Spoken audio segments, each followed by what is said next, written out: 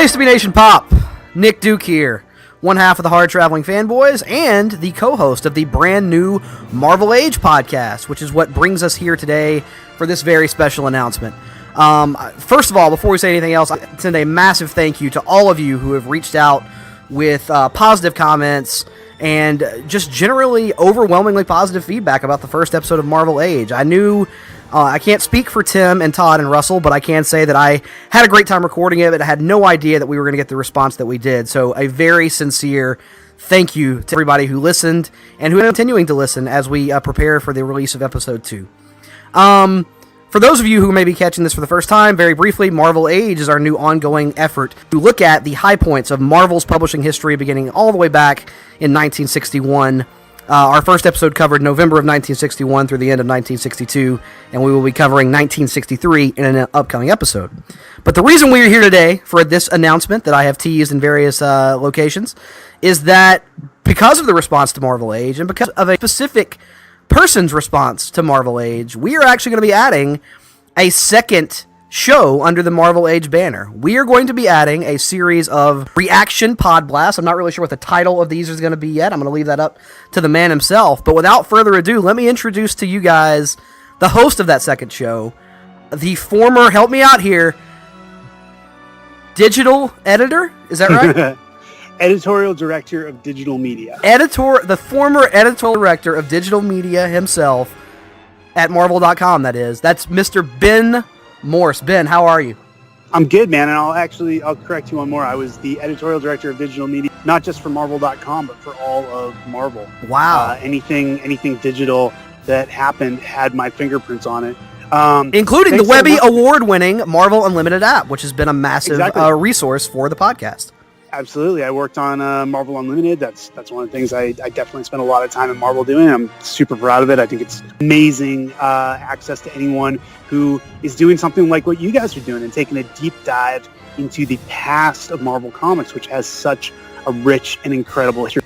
So yeah, I mean, thanks for giving me the opportunity to be part of this franchise, which I'm very excited about. I love the first episode. Yeah, just to briefly kind of go over where I'm at. Like, I worked in comics for 13 years, from graduated college to last December. I was at Wizard Magazine for 3 of those, and then I worked at Marvel Comics, Marvel Entertainment for 10 years. I'm now out in Las Vegas. I am working as a professor at UNLV, having a great time doing something completely different. But I listened to the first episode of Marvel Age, and it just got me all kind of fired up about comics. And as you and I have kind of talked about a little bit, the timing was never right for me to do something with Place to be Nation's comics section, Place to be Nation Pop. The timing wasn't right when I was at Marvel because I would spend all day talking to people about comics, and then I didn't want to come home and talk to people about comics. I love comics. Don't get me wrong. It's my my passion. It's something I'm very into. But there wasn't enough time in the day to do a cool project with you guys. I would occasionally come on your podcast and have a good time, but it was like it seemed. I think a lot of people were like, "Oh, this seems like a natural fit. Why wouldn't the person who's on Place Media works at Marvel be doing more with the comics section?" And quite frankly, the reason was because I was already doing enough at my day job. I didn't want to make it my hobby as well. Yeah, and I think we were all understanding of that. I know personally, Greg and I had the discussion many times where it was like, well, should we ask Ben to do this show? And I was like, man, for one thing, I don't want to ask him to do anything. I'm in a weird position, with his bosses. And like none of us really wanted to pry enough to be like, so what is the stance on you being able to do outside comics related projects? And for two, like we discussed offline, when you do something that you love for a living and it becomes a job, you don't really want to do that thing in the afternoon. You just want to do something else, some variety in your life. And so while we asked you and we always had a great time when you came on, I was always of the position like, let's not ask him to do too much because the guy's, he has an awesome job, but he's also in a bit of a weird position as it relates to outside projects. Absolutely, and you guys have always been great. You've always been very respectful. The times I've been on the shows have been a lot of fun, so that's why I'm so excited. Now that I've stepped out of the comics world a little bit, I've gotten a little bit of my perspective back. I'm really enjoying. I enjoy talking to people about comics again. So I figured, why not, take full advantage of that and make this a regular thing. So I reached out after, initially you approached me about being on an episode of Marvel Age. And then after I listened to the first episode of Marvel Age, two things occurred to me. Number one, I can listen to an episode of Marvel Age, but that's you guys are marathon recorders.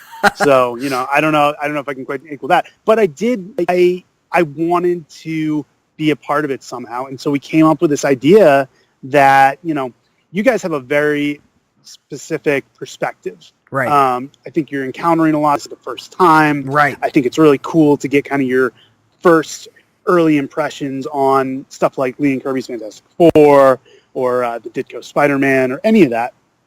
I think that's great. I think it's going to be awesome. And it's a great show. And if anyone hasn't listened to the first episode, obviously they should go tune in.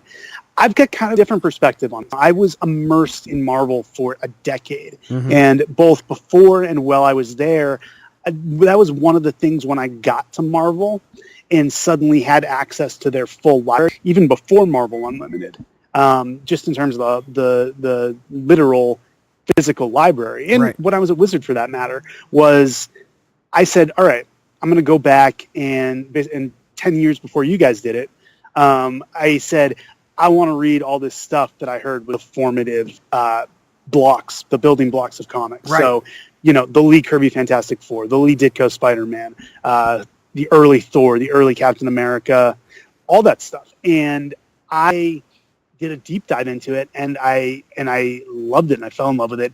And I also think there's a different perspective that comes from having worked in comics for as long as I did. For sure, definitely. So I thought I could bring a different... So there was a question of, do I just become the dissenting voice on Marvel Age, which I thought that dynamic would get kind of annoying after a while. So I thought it would be more palatable to have a reaction show to each episode of Marvel Age where I can come on and talk with one of you guys, have a nice one-on-one conversation like we're having right now, and it'll be a rotating panel of folks from Marvel Age. So, you, Tim, Russell, Todd, whoever is on with me, and we'll kind of break down what you guys talked about, but I'll be able to say, coming from another perspective, this is how I saw the Lee Kirby Fantastic Four. This is how I saw the early Marvel stuff. And I'm fired up about it. And I have a lot to say already about the first episode. I'm going to be recording the first episode of my show soon. So hopefully it'll come out before your second episode. Yes, it will. Based on my understanding of the timeline, that will be out before episode 2 of Marvel Age. Beautiful. So it all should work out well. I've always been a big fan and admirer of what you and Greg and the whole team does over at Place to Be Nation Comics. So I am excited that finally, after years of being an observer, getting the full bore, and I want to really lean into it and do as much as I can. And I think we're going to have a lot of fun. Yeah, when you reached out to me with this idea after we kind of realized that you said the marathon recording session wasn't necessarily going to work for you, I was kind of bummed at first because like, oh man, I don't know if we'll be able to get him for anything. But then when you reach back out with this idea, in a way, it's almost better this way. I think it's so perfect because I think so. You've got a social media following, you have the experience, you can very easily warrant your own show and bring something new to the table that, like I said, none of us can bring that to the table. We're very much amateurs. We've never been professionals. I think we have a range of experiences and ages on the show that makes it interesting in terms of where our first access point for some of this stuff was. You being the professor now, I kind of liken it to getting called into the professor's office to have a little talk because you're going to tell us all the ways we're wrong, where we're misguided, and the few points where we may have hit on something. So I can't wait to hear the first episode. I believe you're going to have Russell on to cover 61 and 62, correct? Yeah, me and Russell Sellers are going to talk about 1960 and 62. We're definitely going to talk a lot of Fantastic Four because I have a lot to say about that. We'll cover Thor, we'll cover Spider-Man, we'll cover Hulk. We'll cover a little Ant-Man, not much, but it's something as simple as, and this is going to come off. I'll come off as pompous here, whatever. That's going to be my persona.